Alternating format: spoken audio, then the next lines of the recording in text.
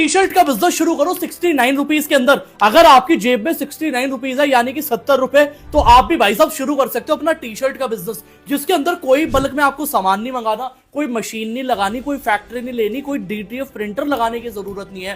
केवल 69 रुपीज है ना, और आपके पास हाथ में मोबाइल है, तो आप भी अपना टी शर्ट का बिजनेस शुरू कर सकते हो। कैसे, आओ समझाता हूं भाई साहब। सबसे पहले क्या करना है, आपको एक एप्लीकेशन डाउनलोड करनी है। उस एप्लीकेशन का नाम है stop over. Stop over application जब आप प्ले स्टोर से डाउनलोड करोगे, उस एप्लीकेशन को डाउनलोड करने के बाद साइन अप कर लेना है, और साइन अप लॉगिन करने के बाद क्या करना है, यहाँ पे आपको टी शर्ट के बहुत सारे डिजाइन दिख जाएंगे। आपको कोई भी डिजाइन अपने टी शर्ट पे प्रिंट कराना है वो प्रिंट कर सकते हो, ठीक है। आपको कलर चूज करना है टी शर्ट का, क्या कलर होना चाहिए, फिर उस